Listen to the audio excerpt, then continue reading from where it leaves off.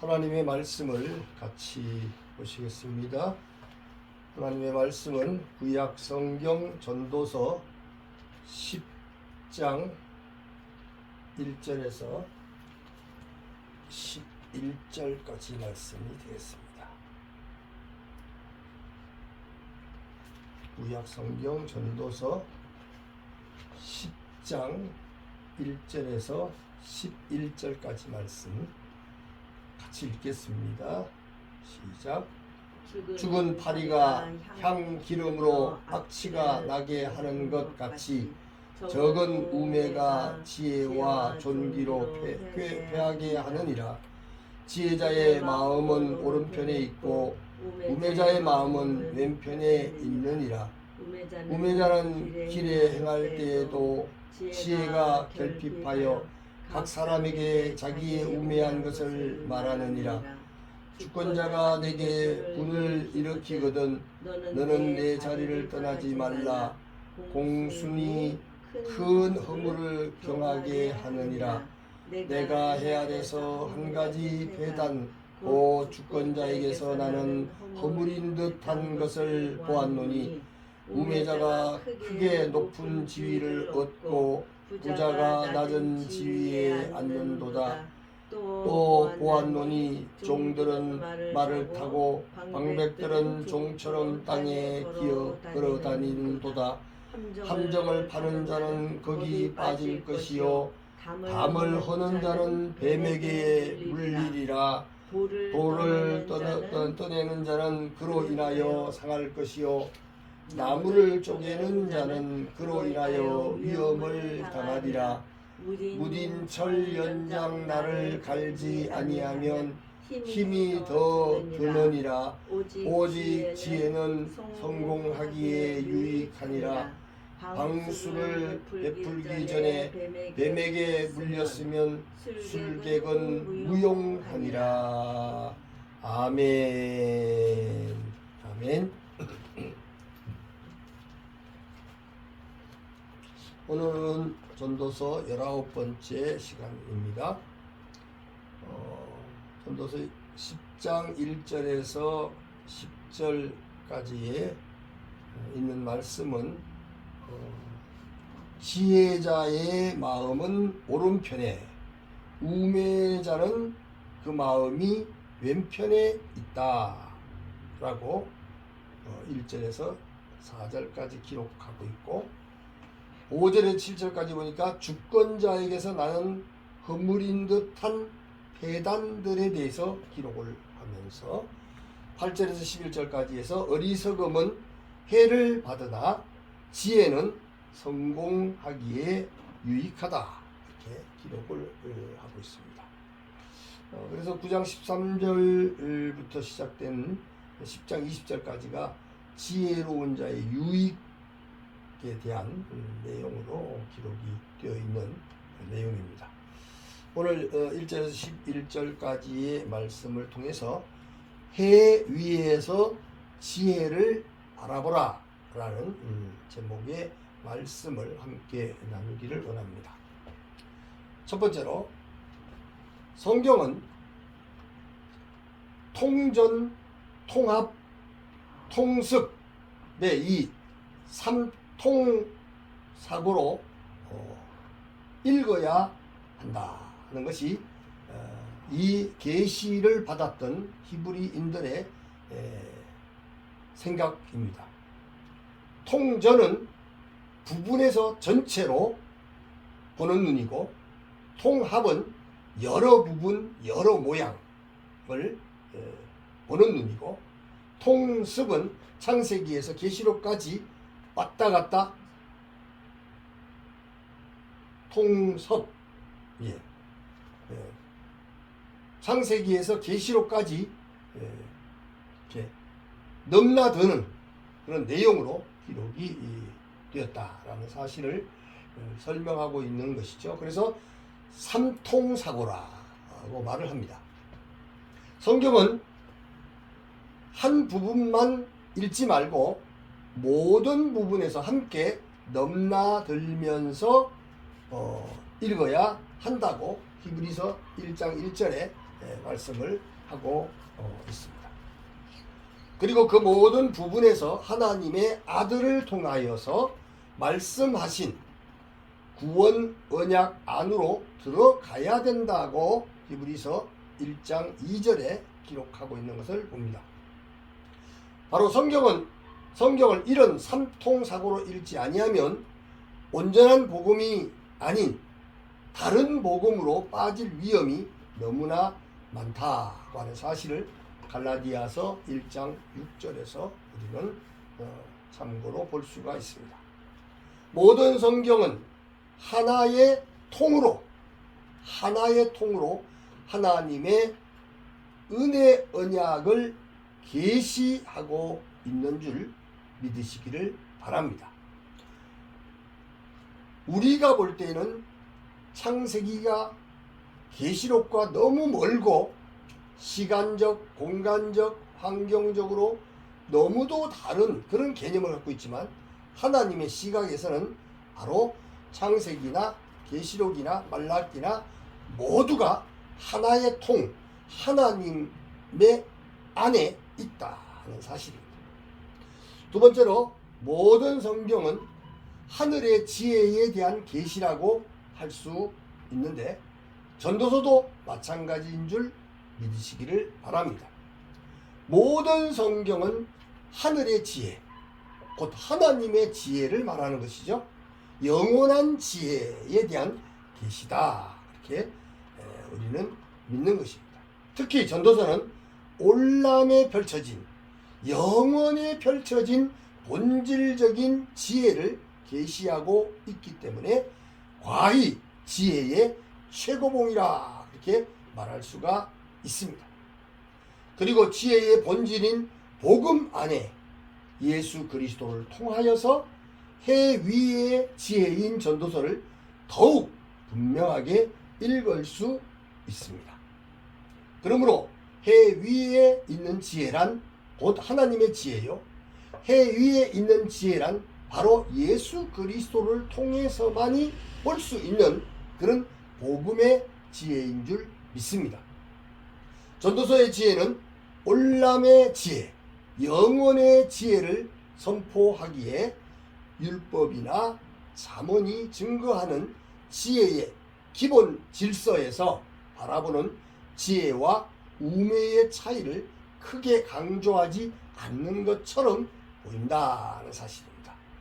이 땅에서 해 아래서 말하는 지혜와 우매의 차이는 극과 극이지만은 그러나 영원한 지혜, 해 위에서의 지혜로 보면 사실은 그거나 결과적으로는 큰 차이가 없다. 왜냐하면 시간이 지나면 똑같아진다, 이런 의미를 갖는 것이죠. 사실 올람의 관점, 영원의 관점에서 이 세상, 헤벨의 세상, 곧 잠깐의 세상에서 경험하는 지혜와 우매, 선한 것과 악한 것의 차이점을 정확하게 구별할 수가 없기 때문이기도 하다는 것입니다. 크기를 측정할 수 없는 넓고 넓은 우주에서 큰 별, 작은 별의 차이가 우리의 눈에 볼 때 뭐 그리 크게 나겠습니까?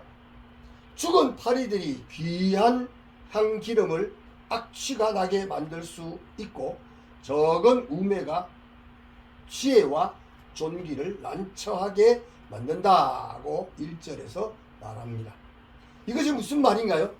아무리 지혜롭고 존귀하고 거룩한 모습이라고 해도 적은 우매를 당하지 못한다는 그런 말입니다.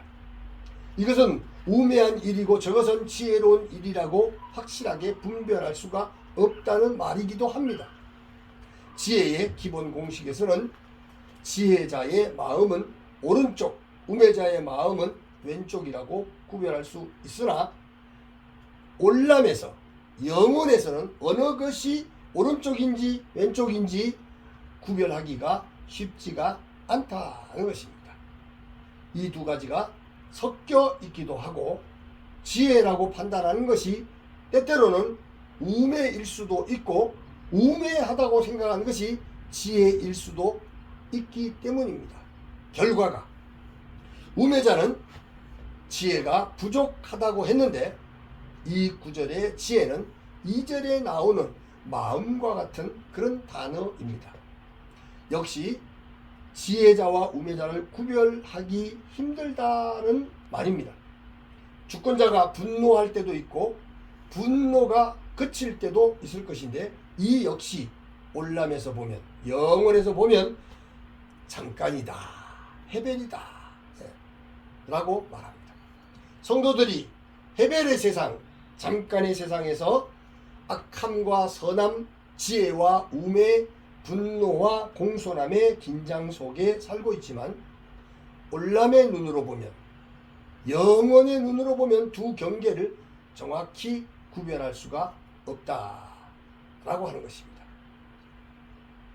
주권자의 허물이 악한 것이지만 이 역시도 해 아래서의 해변이다, 잠깐이다 라고 5절에 기록하고 있습니다. 높은 지위를 가진 우매자도 있고 낮은 지위에 앉은 부자도 있습니다. 또 보니 종들은 말을 타고 고관들은 종들처럼 땅에 걸어 다니는 일도 있다고 7절에 기록하죠. 해변의 눈으로, 잠깐의 눈으로 해 아래의 일들을 어떻게 다 설명할 수가 있겠는가라는 말이 되는 것이죠. 우리가 다 이해할 수가 없는 세상이죠. 그래서 이 세상의 것들, 해변의 눈, 잠깐의 눈, 시한부적인 눈으로 봐서는 이해가 되지 않는 일들이 너무 많다라고 말하고 있는 것입니다. 세 번째로, 전도서에서도 지혜의 기본 공식에서 설명하듯이 지혜로운 자는 성공하기에 유익하다고 10절에 기록했습니다. 그렇지만 반드시 성공을 보장하는 것은 아닙니다. 해변의 눈, 잠깐의 눈으로 이해할 수 없는 것들이 너무나 많기 때문입니다. 유익한 목적을 위해 함정을 파는 그 사람이 바로 그 함정에 빠지기도 하고 담을 허물다가 전혀 예상하지 못하게 뱀에게 물릴 수도 있고 돌을 캐내다가 그 돌에 상하기도 하고 나무를 쪼개다가 그 조각으로 위험을 당할 수도 있다고 하는 것을 말씀하는 것이죠. 철 연장이 무뎌졌으면 그 날을 잘 갈면 훨씬 유용하게 쓸 수 있을 것입니다. 지혜도 날을 간 연장처럼 성공하기에 유익할 것입니다. 그러나 그 지혜가 뜻하지 않은 일을 만날 경우가 허다하기 때문에 전도자는 지혜의 기본 공식의 눈으로만 판단하지 말라는 것입니다. 이 세상의 지혜, 해 아래서의 지혜로만 기본 공식, 그 해 아래서의 지혜라고 말하는 기본 공식으로만 판단하지 말라는 것이죠. 아무리 뱀을 잘 다루는 유능한 술객이라 할지라도 주술을 베풀기 전에 갑자기 뱀에게 물리면 치명적인 위험을 피할 수가 없기 때문입니다. 뱀을 다루는 술객이 항상 주술을 행할 수 없고 아무리 전문적인 지혜자일지라도 실패나 불행을 항상 피할 수가 있는 것이 아니기 때문인 줄 압니다. 마지막 네 번째로, 예레미야 선지자는 지혜로운 자는 그의 지혜를 자랑하지 말라, 용사는 그의 용맹을 자랑하지 말라, 부자는 그의 부함을 자랑하지 말라고 예레미야 9장 23절에 기록했습니다. 지혜자라고 항상 지혜롭지 못하며 용사라고 반드시 전쟁에서 승리하지 못하고 부자라고 반드시 그 부함을 누리지 못하기 때문입니다. 이 세상 것들은 그렇습니다. 참된 지혜는 올람 속에 감춰져 있습니다. 영원 속에 감춰져 있습니다. 영원 속에 감춰져 있는 지혜만이 참 지혜다. 하늘 위, 해 아래, 해 위의 지혜다라는 것이죠. 우리는 지혜라고 생각하는데 우매일 수도 있고 우매라고 생각하는데 지혜일 수도 있다는 것이죠. 세상 것은. 이 땅의 나라에서 우리가 이루고자 하는 것들은 다 뽑고 파괴하고 파멸하고 넘어뜨려야 하는 것들입니다. 그래야 하나님이 은혜로 주시는 새로운 집을 건설하고 심을 수 있는 줄 믿습니다. 예레미야서 1장 10절을 참고하시기 바랍니다. 전도자의 지혜는 구원의 지혜로 인도하는데 목적이 있는 줄 믿으시기를 바랍니다. 하나님이 주신 이 지혜는 구원의 지혜인데 이 구원으로 인도하는 이 지혜만이 영원한 지혜고 이 지혜만이 확실한 지혜다라는 것이죠. 구원의 지혜는 우리의 행위에서 난 것이 아니고 오직 하나님의 은혜의 선물로 주어졌기에 아무도 자랑하지 못하고 자랑할 수가 없고 자랑해서는 안 된다고 바울사도는 에베소서 2장 8절 9절에 기록한 줄 믿습니다. 참 지혜는 무엇입니까? 참 지혜는 바로 예수 그리스도이시기 때문임을 믿으시기를 축복합니다. 하늘 위의 지혜, 하나님이 선물로 주신 지혜는 바로 예수 그리스도이십니다. 예수 그리스도를 바라보고 예수 그리스도를 믿고 예수 그리스도를 그 생명을 소유하는 자만이 바로 영원한 지혜를 누리며 영원한 성공의 길이 열린다는 사실을 믿으시기를 바랍니다.